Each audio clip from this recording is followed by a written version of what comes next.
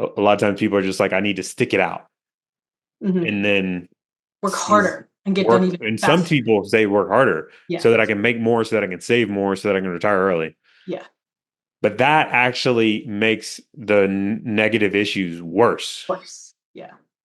because Just it compound. requires, especially as a physician, most of the time, it requires more time, Hmm. Or mental bandwidth. Like, which typically amplifies all those negatives yeah. and then makes you want to retire even sooner. Work even harder to do it. So we It's like have the a never ending cycle. Welcome to Finance for Physicians, the show where we help physicians like you use money as a tool to live a great life. I'm your host, Daniel Wren, and I've spent the last decade advising physicians on their personal finances, with the mission to help them understand that taking control of their finances now means creating a future where they can practice medicine where, when, and how long they want to. Jen, what's going on? Hello. Thanks for joining me again. We're on a roll. It's been a while since we've done these, so I'm excited to start having some good conversations and putting it out on the podcast again. Yeah. And I especially like this is one of the it's a tricky topic we're going to talk about today. It's a sneaky topic. It's like there's this fire, I don't know, fire movement. If y'all haven't heard of what FIRE is, it's like retire early. Financial, it stands for financial independence, retire early. That's what FIRE is. Um, so we see this. Maybe people are not like saying the word fire, but we regularly see, and I've even felt this pressure myself, this urge start to develop with people where they feel this pressure to work harder, to retire earlier. And it's just kind of an interesting, and especially in the physician circles, it's an interesting thing that I've noticed for sure, probably increasing the number of times people are bringing it up is like, I need to find a way to retire earlier. In my experience, almost all families we work with, the target that they want to be in a position to retire gets earlier as they get older. And that's kind of another way of saying the same thing. And so we're going to talk through like our experience of seeing that and why throw out some ideas of why that could be happening. And I think it'll be helpful for you guys listening to kind of see it from maybe look at it from a different view. Because what we've experienced when we've worked through this with families is that once they peel back the layers on it, a lot of times they realize maybe that's not the best path to get them where they want to go. Yeah. Yep. So I think a good starting point for looking at this um, is getting into like, what's most important to you? Where do you want to go in your life? And so I think the straightforward answer would be like retire early, duh. That's what we're talking about. So a lot of times it comes up in a goals conversation so we're the financial planners. So we're going to be the guy that and gal that asks, what are your goals? And so a lot of times people say, well, I know we talked about shooting for retirement at age 65, but I really think we need to kind of move that number up. Yep. And so do we leave it at that? I mean, is there, okay, here's say more. Yeah. Tell me more about what's causing you to want that to be earlier. And sometimes it's I physically can't do it. Sometimes it's I'm missing my kids' soccer games on weekends. Sometimes it's I don't get to hang out with my spouse anymore, or I don't have Mhm. time to, focus on myself at all. So I just need to be done with this sooner. Yeah. So all those reasons you just gave were kind of like negatives, right? Yeah. Yeah. Have you ever heard it come up when there's like positive experiences with work? That's a good point. Not really. It's usually the avoidance of negative rather than I'm working toward something positive at the end. It's I got to change something because of these bad things. Right. That's been my experience as well. Yeah. It with working with families. It's also been my experience with work myself. Like the Mhm. job that I remember, I had a job in college that was like the worst job I ever had. It was painful, but it paid very, very well, which was part of the reason I kind of had to have it because it would pay for my school. Hmm. But I would literally work like 100-hour weeks and work every single day of the summer. Like literally, like I get done with college and I work 100% of all days, Monday through Sunday, Yikes. 100-hour work weeks, get paid a bunch of money for those days, and then back to school. So that was a problem in itself, is just the number of work hours, but it was a manual laboring kind of job in the horse industry, and it was just a. So I was like, if first of all, I was like, I will do, I will go to great lengths to not have to do this. Basically, Ever again. I'm like, retire early. Like, if that was my only option, I could see where that would be, the obvious decision. But for me, I was like, new career, basically. I was like, different career. This is not the career. I am Yeah. going a different direction. Yeah. Um, but I can see how that feeling would come about. It's like, I got to change something. And so a lot of times people are just like, I need to stick it out. Hmm. And then Work see harder and get done work. even And some faster. people say work harder Yeah. so that I can make more, so that I can save more, so that I can retire early. Yeah. But that actually makes the negative issues worse Worse. Yeah. because Just it compound. requires, especially as a physician, most of the time, it requires more time, Hmm. Or mental bandwidth. Like, which typically amplifies all those negatives yeah. and then makes you want to retire even sooner. Work even harder to do it. So we It's like have the, a never ending cycle. yeah. So say we have the conversation and we're like, oh yeah, 55. Okay. Well, you got to make a little more, you got to save a little more. And then it's like we talk to the same person, 6 months later, and they're like, well, what about 50? Yeah. And it's like, and then maybe they're like, and I'm having trouble in my marriage or something. I mean, Because I'm that's never home because I'm working so hard. Yeah. right. That's completely, it's almost predictable because if you push it, maybe you're already pushing it. The more you push it, it's just going to cause bigger problems. So I guess we're at the end of the day with this underlying reasoning we're talking about. Everybody's going to have slightly different variations, Hmm. and maybe that it's not exactly the underlying cause for you to do that. But I mean, I would bet that a lot of people have felt that pressure when they have negative experiences with work.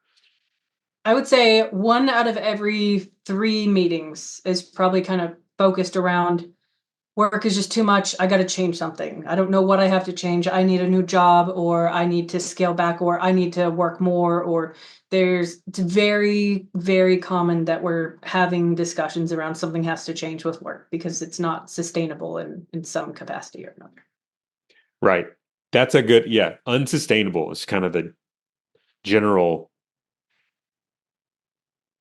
the general theme of what I see with people is they're like, Yeah. I can't do this. Yeah. And so, I mean, what do we do about it? Like that we're talking about saving more to retire earlier, but like, and then we're saying that doesn't work. That actually makes it worse. Yeah. So And some what of can my you do? favorite conversations with people, or we were just talking before this, are when we try to get into the why and identify what are your reasons for being, unhappy with your current situation. Tell me more about why are we wanting to bring that number down? And like you said, again, it's kind of those negatives. It's all of these things that I'm not being able to do today, but the the common way that people go about solving that is I'm going to work more now and then I'll be done. The one of the problems that I tend to run into with people is the usually one of the top 2 reasons is I'm missing out on being with my kids or being with my spouse or being with my family. I can't go to soccer games on the weekend, or I'm too tired. The problem with the solution being, working harder now is it doesn't solve that problem today.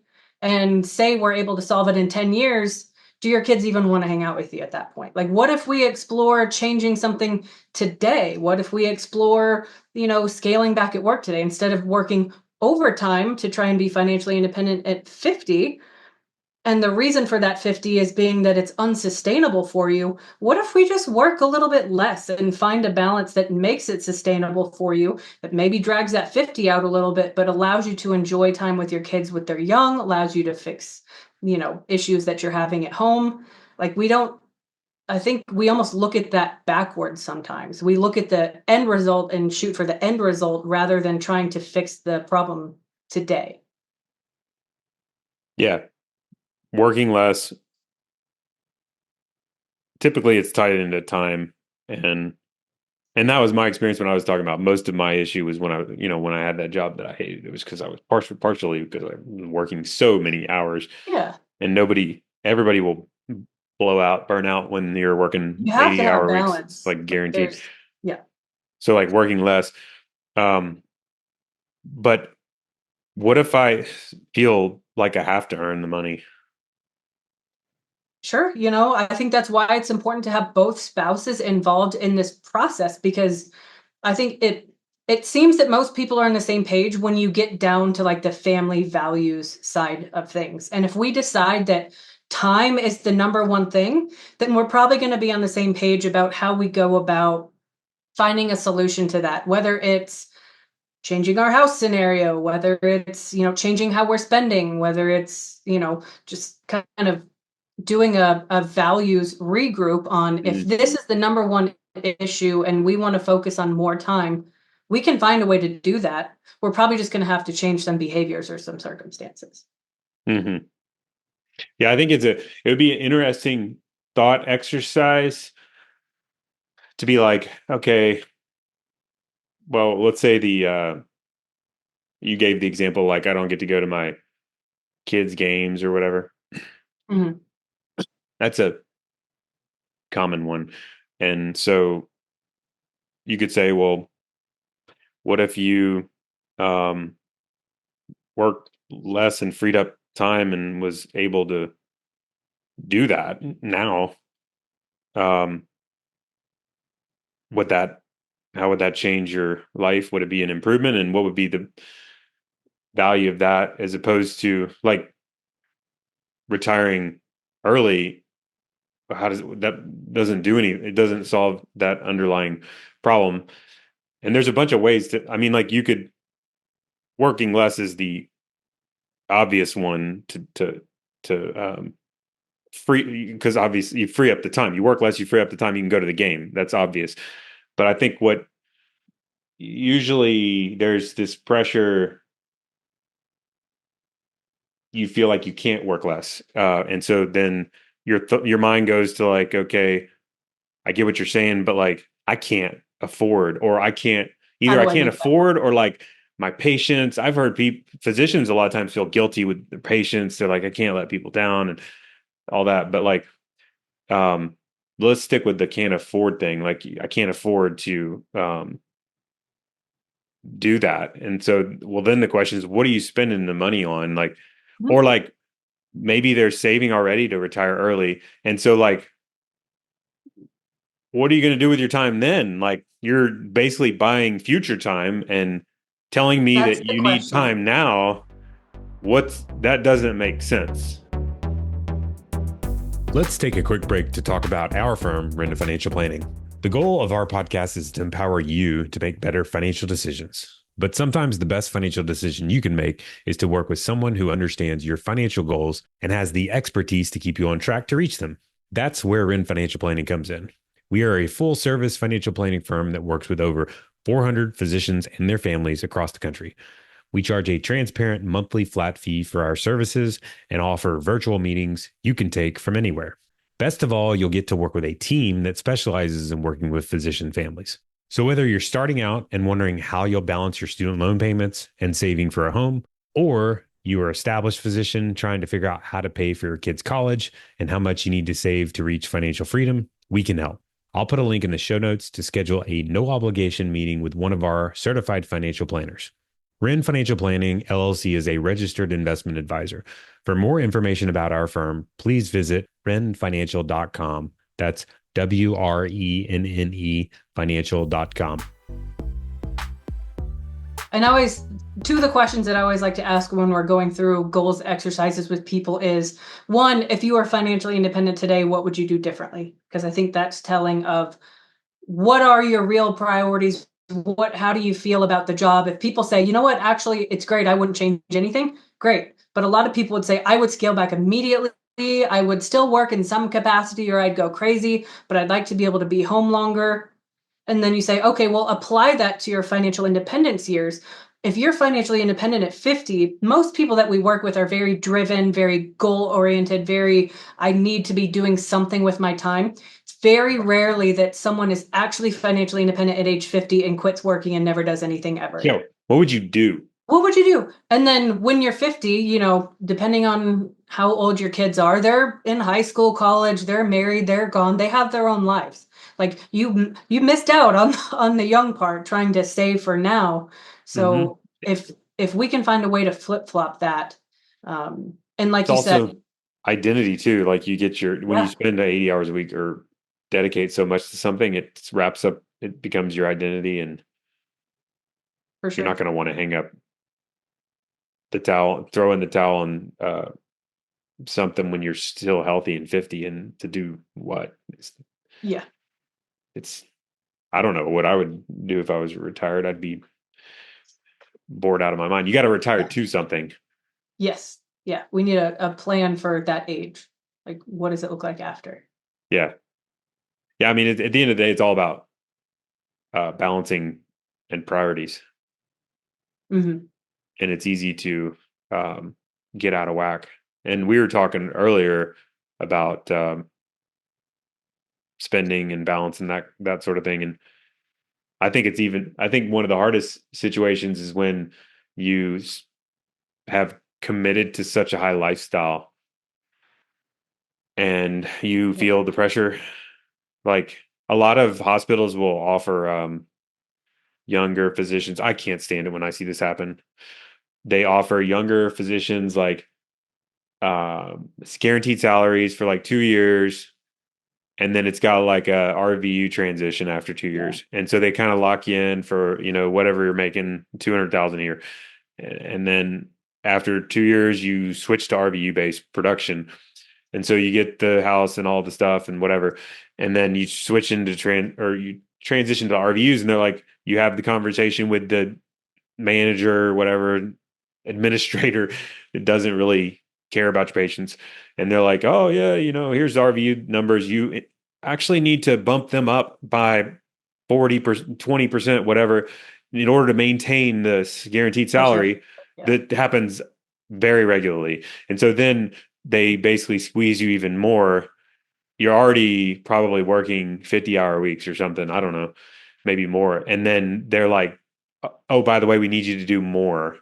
Hmm. And on top of this, so basically you're getting squeezed even more, and you've already kind of committed to the lifestyle at the level that they promised you, Yeah. um, So you have to do it. which is just wrong, I think. Yeah.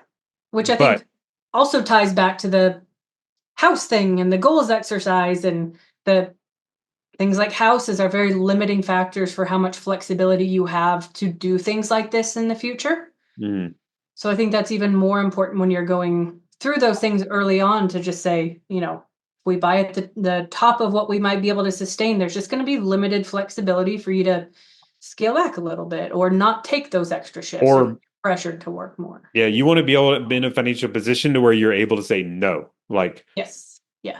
when your job starts trying to take advantage of it, you want to be in a financial position to where you can be like, no, I'm not doing that. And to where you're not freaked out that you're going to have trouble making your bills the next month.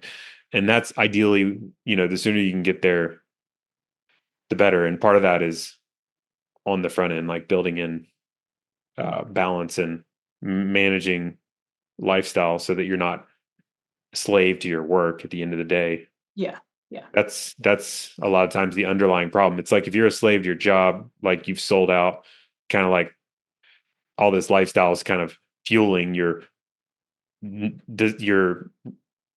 feeling of having to go to work.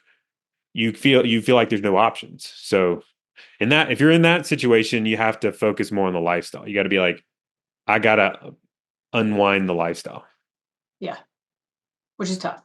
which is tough, but not impossible. It's just, you did it when you were a resident. So Sure, sure. ideally you just live like a resident and transition. And Yeah. that's what White Coat Investor Jim had always gives people the advice to live like a resident, which is generally good advice because if you continue living like a resident, you have a ton of margin built in Sure. Sure. Well, when there's you're, balance, balance to everything. yep, which, you're never going to get perfect balance, but um, ideally we can kind of move that direction. So anyway, what's interesting too, so as we kind of wrap up, I think it would also be good to kind of share our experiences. So I've worked, I'm sure Jen has had similar experiences. Like when I've worked through this, um, maybe we can kind of share like what it's looked like on the back end, like after helping people to kind of reframe it. And so what I've seen is people are like, if they can kind of scale back, usually on their time they're spending in their job and kind of refocus it towards the things that are problem points, they tend to be like their retirement age goes later. Hmm. Yeah. Well, because you think about the reasoning behind something like a retirement age, and it's usually like, I just don't want to be in the position that I have to work anymore, or I don't think I could work longer than that because my body will give out, or um, it's much less based on like the qualitative parts of things. And if we can shift that mindset from I want to, get here down the road. It's I want to get here today, and making those changes will impact things down the road like this, but they won't feel as bad because it's back to that word, it's more sustainable. If we're not killing ourselves, you can work longer and it doesn't feel as daunting for that number to start with a 6 than a 5 because, and the trade-offs, at least in our experience, seem very worth it for people. Yeah. And I think, your work is not always going to be perfect. And some people are like, you don't give up until you find the job you love because then it won't feel like work. And I mean, that maybe that's not possible for everybody, but I think it's something at least to shoot for. Like you can, and balance is a start to that, but then you can also kind of think about like the other benefit when you have good balance and you're good with your finances is you have the courage, like I was saying a minute ago, to say no, which allows you to move more towards environments that are better fit for what you're trying to work in. And so that's the ultimate is if you have good balance and you're doing the things that are important and you're working in a job in the culture and the profession that you enjoy most of the time. Yeah. And so it doesn't really feel like super stressful. Maybe it feels like hard work some, but at the end of the day it's something like like I could do this forever. Yeah. I think that's the ultimate spot to be I've in. I've seen a pretty significant kind of shift in my own thinking too. When I was earlier on, I was like, I'm gonna just save every single penny. I'm gonna be done when I'm 50, and then I'm just gonna go travel the world. And then COVID happened, and we got a lot of unfortunate and sad perspective through COVID that 50 is not guaranteed. 45 is not even guaranteed. None of it's guaranteed. So we have to find a way to enjoy today and build in balance today. And maybe that's saving a little bit less. So there's more in the wiggle room so you don't have to work as much so you can go see your kids or so Mm, you can take that vacation. It's all about finding that balance. And I think there's this idea that because we're financial advisors, I'm going to tell you to save every single penny. No, I want your money to help you live the life that you want to live. And that mm, doesn't mean saving every single penny. It means finding a balance between doing today what you want to do and, making sure that we're also planning for the future. But, I don't think we're the kind of place that's going to be like, you have to save every single dollar. And that means no travel or spending time with your kids. You've got to work as hard as you possibly can until you can retire and then you can enjoy life. Like we got to enjoy yeah. life If too. anything, I'm like reverse fire or whatever that is. Yeah. It's like Yep. work. So financial fire is financial independence, retire early. So I'm more like, let's see if we can set it up to where you can work forever. Yeah. Yeah. And but maybe have the options. You want options too, but Yeah. you know, build in flexibility and work part-time when you're older. Yeah. Not the worst, especially if you enjoy your job that you're in. So Or even some other job, even if it's not, you're a doctor forever, but maybe you do something else, or, it's yeah, like very rare that we see people go from 100 to 0. Like it just, but we plan that way. So, yep. yeah. Awesome. Well, any parting thoughts? I don't think so. Hang out with your kids, take the trip. We'll find a way Yep. to work. Yeah. Yeah. Don't, yeah. Try to think about it. The other part, the last thing I would say is the other part about when you're in the grind, like when you get in the grind,